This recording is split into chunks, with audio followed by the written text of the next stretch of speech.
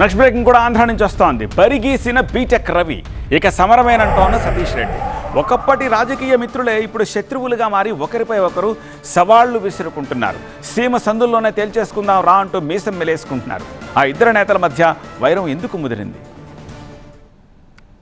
పులివెందుల రాజకీయం అంటే ఒకప్పుడు వైఎస్ కుటుంబం చుట్టూ తిరిగేది. ఇప్పుడు సీన్ కొంచెం మారింది. సతీష్ రెడ్డి బీటెక్ రవి మధ్య వైల్డ్ ఫైర్ నడుస్తోంది. చాలా ఏళ్ల పాటు కలిసిమెలిసి రాజకీయం చేసిన ఇద్దరు నేతలు ఇప్పుడు చెరో పక్షం చేరి విమర్శల కత్తులు దూసుకుంటున్నారు. చంద్రబాబును, లోకేష్ ను టార్గెట్ చేస్తూ సతీష్ రెడ్డి విమర్శిస్తే ఆయనకు బీటెక్ రవి కౌంటర్ ఇస్తున్నారు. సతీష్ కూడా తగ్గేదేలే అంటున్నారు. పాత విషయాల్ని గుర్తుకు తెచ్చి మరీ ఒకరిపై ఒకరు దుమ్మెత్తి పోసుకుంటున్నారు.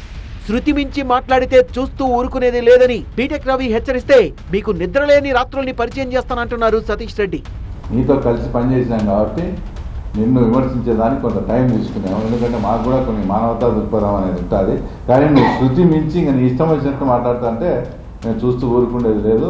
ఈ నుంచి లోకేష్ బాబు మీద కానీ చంద్రబాబు నాయుడు మీద కానీ నువ్వు వ్యక్తిగతంగా విమర్శిస్తే మాత్రం చట్టపరంగా ఉంటాయి, తీవ్ర పరిణామాలు కూడా ఉంటాయి. ఫిజికల్గా బెదిరించమని చెప్తావా? ఎవడు భయపడతాడయా? ఎవడు భయపడతాడు? ఒక్కటి గుర్తుపెట్టుకో, సావే నా ముందరికి వస్తే, సావే నా ఎదురుగా వస్తే నీసం మీద నా చెయ్యి ఉంటుంది, నా మొక్క మీద చిరునవ్వు ఉంటుంది. గుర్తుపెట్టుకో. బట్ ఆ తరువాత నీకు నీ కుటుంబానికి నిద్రలేని రాత్రులు ఉంటాయి. ఒక్కరోజు నిద్రపోలేవు. గుర్తుపెట్టుకో. అండ్ ఎవడికి నువ్వు రెచ్చగొట్టిన దారి చేసినా కూడా రెస్పాన్సిబిలిటీ ఇస్ యువర్స్. భాష మార్చుకోకపోతే తీవ్ర పరిణామాలుంటాయన్నారు బీటెక్ రవి. చేతనైంది చేసుకోండి అంటూ సవాల్ చేశారు సతీష్. నీ భాష నీది చాలా ఇదిగా ఉంది. నువ్వు ఇట్లే కనుక కంటిన్యూ చేసి నువ్వు ఏదన్నా కానీ మా లోకేష్ బాబుని కానీ ఇట్లా మాట్లాడి ఏదన్నా మాట్లాడితే మటుకు చాలా తీవ్ర పరిణామాలు ఉంటాయి. నీకు ఏమేం చేస్తావు నువ్వు చేయి, but you will face the consequences. I'm warning you. You are not above Hitler, you are not above Saddam Hussein. గుర్తుపెట్టుకో. అది తమాషగా ఉందా నీకేమన్నా? ఏం భయపడిస్తా అంటే నువ్వు భయపడతా అంటే భయపడతారా అందరూ? Be careful. సతీష్ రెడ్డికి గతంలో టీడీపీ టికెట్ ఇవ్వడం పైన మాటల యుద్ధం నడిచింది.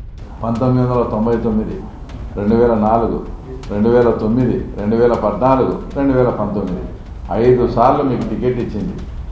ఇంకా నాకన్నా ఎమ్మెల్సీ టికెట్ ఏ పర్సెంట్ కూడా అవకాశం లేనప్పుడు, అంటే గెలుపు అవకాశము 1% కూడా లేని స్టేజ్లో నాకు పార్టీ ఎమ్మెల్సీ టికెట్ ఇచ్చే జిల్లా నాయకులందరి సమిష్టి కృషితో నేను గెలవగలిగిన.